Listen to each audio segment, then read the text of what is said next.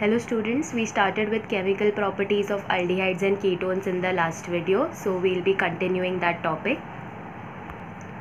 So topic 12.8, under this the very first category is of laboratory tests, and under laboratory tests the first subsection which is there, that is tests given by only aldehydes. Okay, so under this we saw three different reactions, that was Schiff test, Tollens test and Fehling test. Okay, so we studied about them and how they detect aldehydes, presence of aldehyde functional group, and we even saw what is the exception over there. Okay, fine. So students, for this particular category, in your textbook on page number 268, there is a green box given. Inside that green colored box, they have written more about some more information about Schiff test and Tollens test and Fehling's test. Okay, so I want you all to read that information. Okay, since it is there in your textbook, there might be chances that they'll ask it in your exam as well. Okay, so just go through it. One more thing, Tollens test and Fehling's test I explained using the general format last time. Okay, so you obviously have to study the general format well, but I did not give any example in it to solve. Okay, so I want you all to take the aldehyde, acetaldehyde, and solve these two tests, like the reactions of these two tests using acetaldehyde. Okay, so let's move ahead. Under laboratory tests, the B category is test for ketonic group. Okay, it is known as sodium nitroprusside test. Alright, the A category was test shown only for aldehydes, that was we oxidized aldehydes to carboxylate ions by using mild oxidizing agents. We even saw that ketones are not oxidized by mild oxidizing agents, but in the first A category we saw one exception, that was alpha hydroxy ketone. So that is a ketone which can be oxidized by mild oxidizing agent as well, whereas apart from that all other ketones, they require vigorous condition, that is they need a strong oxidizing agent and high temperature to be oxidized. Okay, now this test, this laboratory test, is to detect the presence of ketonic group. It is known as sodium nitroprusside test. So students, these are the steps that are followed. Freshly prepared sodium nitroprusside solution. Okay, like how we prepared like the Tollens reagent was freshly prepared. Similarly, the sodium nitroprusside that we are using for this test, it is freshly prepared and it is added to ketone. Alright, you have to shake the mixture well and then add NaOH, that is sodium hydroxide, drop by drop.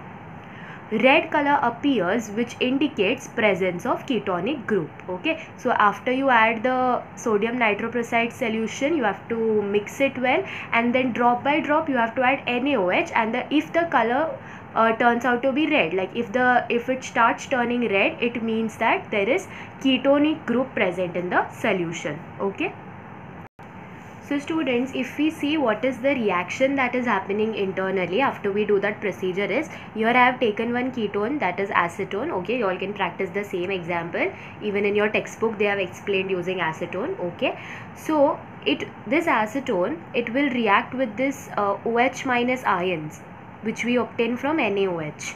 Okay, find the NaOH that we are adding. So this acetone will undergo a reaction with this, and see what is happening, that we get anion of the ketone. So this is my ketone. So what has happened, from this ketone H plus ion comes outside. Okay, fine, H plus ion comes outside and it will combine with this OH minus and form water as the byproduct. Alright, and after H plus goes outside, this acetone will acquire a negative charge, and this is nothing but anion of the acetone. Alright, fine. Now what happens in the next step is, this anion of acetone which we obtain, it will react with the nitroprusside ion. If you see this structure, this is again a complex structure like your Tollens reagent. Alright, fine, you can see Fe, then Cn, like Cn over here is the ligand, so we have 5CnNO and the overall charge is 2 minus. Alright, so this anion of acetone will react with the nitroprusside ion. Alright, fine, and we get this complex product. Now this complex product is nothing but it is red in color. So as earlier I explained the change that was happening, you mix the nitroprusside solution with ketone, you shake it well, and then you add NaOH drop by drop, so it turns out to be red. Now internally, what is the reaction happening? First, the ketone with the OH minus that is provided by NaOH, so it will form anion of ketone. Okay, this anion of ketone reacts with nitroprusside ion. Alright, now if you observe carefully, what is happening over here is both these things are getting combined. Alright, this complex anion of ours, alright, it is getting combined with the anion of acetone. Okay, so you all can see this anion of acetone part, everything I've put inside one bracket since it is one big complex compound right now, and you all can see this -2 and -1 charges, they turn out to be -3 together after combining. Okay, fine. So this is the laboratory test for ketone. So let's move ahead. The second category which we have is chemical reactions with nucleophile. Okay, fine. We are studying chemical properties of aldehydes and ketones, so we will see reactions of aldehydes and ketones with nucleophile. Now under this, the very first reaction that we will be seeing is addition of HCN, that is nothing but hydrogen cyanide. Okay, fine. So if you remember, in one of the previous videos I discussed that this carbon has positive polarity, okay, this oxygen has negative polarity. That is why this carbon is electrophilic in nature, electron loving, and it is easy susceptible to a nucleophilic attack. So here I have taken aldehyde. The same reaction happens with ketone as well. Okay, so we are adding hydrogen cyanide. Now in this hydrogen cyanide, it is bifurcated as H plus and Cn minus. So the Cn minus is the nucleophile. Okay, fine, that is going to attack this carbon atom. Alright, now you can make a note of one thing, that this reaction occurs in the presence of a basic or an acidic medium. So right now I have taken a basic medium, OH minus, so it can either happen in a basic medium or an acidic medium. Okay, fine. So this is the product form. You see what happens, the double bond breaks, the nucleophile will be attached on carbon atom, so the Cn part is attached on carbon. Okay, fine. Students, please make sure whenever you all are drawing compounds, see to it that you all show the bond properly. Now here this carbon is connected to the carbon part of this, okay, of the Cn structure. So make sure you draw the bond line exactly between them. It shouldn't be like your bond is here and your Cn is over there or over here. Okay, because it might cause you all into losing marks. Alright, so make sure whenever you all draw compounds, draw it properly by showing proper bonds. Okay, now if you all see the double bond breaks, the Cn will attach on carbon atom, and now this oxygen which has one valency less, so this hydrogen will attach on that oxygen. Now this compound that is formed, it is nothing but a cyanohydrin compound. Okay, so as I told, this product that is formed, it is cyanohydrin.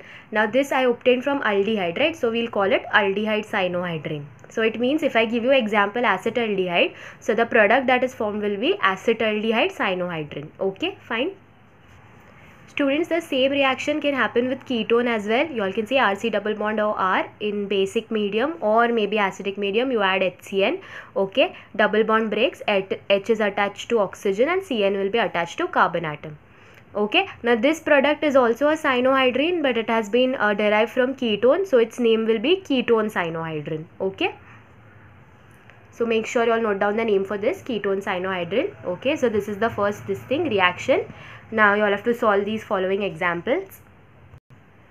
So I want you all to solve these three examples for addition of HCN, acetaldehyde, acetone and propanol. Okay, propanol is nothing but 3-carbon aldehyde. So these three examples. Okay, the second reaction under this category is addition of sodium bisulfite. Okay, sodium bisulfite, so that is the reason NaHSO3. Okay, so you all can see this is the reaction. In aldehyde we add sodium bisulfite. What is going to happen? This double bond will break.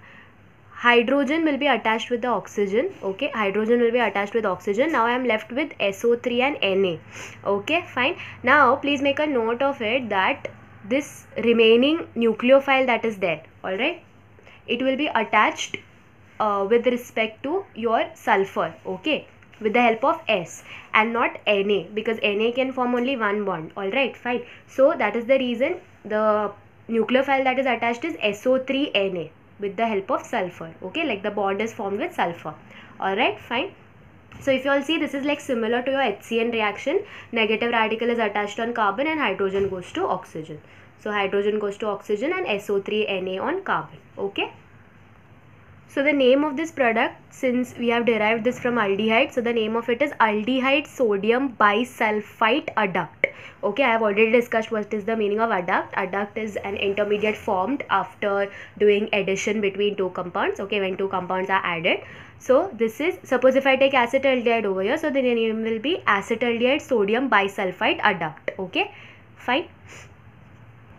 One more thing that you all can make a note of is, for this particular reaction, the adduct or the product that is formed, okay, it is a crystalline precipitate. Alright, now the same reaction you all can do for ketone as well. So students, the same reaction can be done for ketone as well. Ketone with sodium bisulfite is going to give me ketone sodium bisulfite adduct. H with hydrogen and SO3Na on carbon. Okay. So for this, I want you all to solve these three examples of acetaldehyde, acetone, for the one where we are adding sodium bisulfite, acetaldehyde, acetone and butane 2-one. Okay, this is nothing but a ketone. Students, the next reaction under this category is addition of alcohols. Okay, we are going to add alcohols in aldehyde and ketone. Now one thing to note about is that the alcohol that we are going to use over here, it is anhydrous monohydric alcohol. Okay, you all are aware what are monohydric alcohols. Monohydric alcohols are nothing but they have only one OH group. So we are mostly been dealing with monohydric alcohols only, and they are anhydrous in nature. Anhydrous means there is no water content in it. Okay, so the alcohol that is being used is anhydrous monohydric in nature. Okay, now this is a two-step reaction. First I'll show you all the reaction with aldehydes. So see, we are adding in aldehyde, we are adding the anhydrous monohydric alcohol. Okay, now this is a reversible reaction. Alright, you all know what is a reversible reaction. Now this reaction occurs in the presence of dry HCl. Like for the product formation, we need dry HCl. Okay, and for the reversing part, we need dilute HCl. Alright, fine. Now what happens is, this double bond O will break and this alcohol will be attached into this aldehyde. Okay, so now when the double bond breaks, this hydrogen from the alcohol will be attached in front of this oxygen. Then we are left with O and R. So that O and R will be attached on carbon atom. Okay students, you all can see the hydrogen from the alcohol will be attached in front of this oxygen, and the OR part will be attached on carbon atom. Okay, fine. Now this is the first step. There is one more step. Before that, you all should know this product that is formed, it is known as hemiacetal. Okay, hemiacetal, this is nothing but an alkoxy alcohol.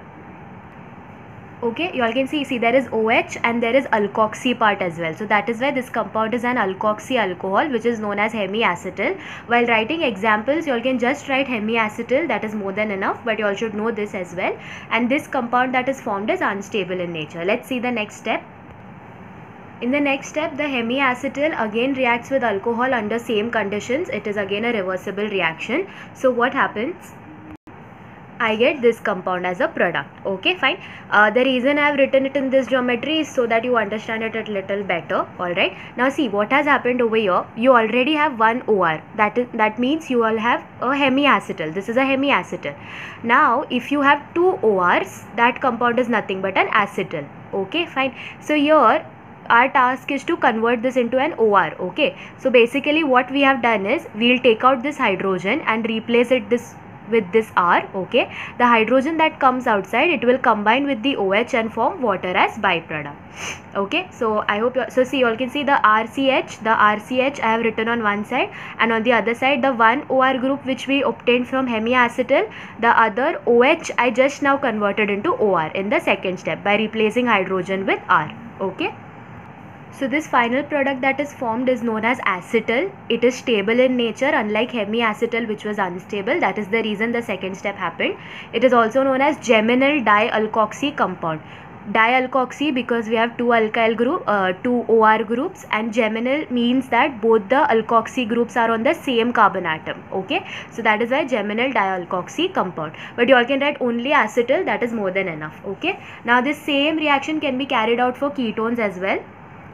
You can even write the IUPAC name for this acetyl compound, which is nothing but dialkoxyalkane. Okay, fine. You all can see this can be considered as a chain. So if you start numbering from this carbon, on this carbon there are 2 alkoxy group. Okay, so it will be 1,1 dialkoxy, whatever here the R is. Okay, and the rest number of carbons will be the alkane part. All right. So students, the reaction which I just explained to you all, I want you all to solve these 2 examples. In the first example, take aldehyde as acetaldehyde and alcohol as ethanol. For the second example, take aldehyde as propanol or propanaldehyde and alcohol as methanol. Okay. See, you all can see the alcohol that is there, it is going to be same in both the steps. Okay, fine. So once take ethanol and acetaldehyde, another example methanol and propanol. Now for this particular topic, the ketones reaction, the procedure is kind of same, like it is little different. So what I'll be doing is I'll explain it in the next video. Okay, till then practice the examples and reactions till this part. All right, thank you.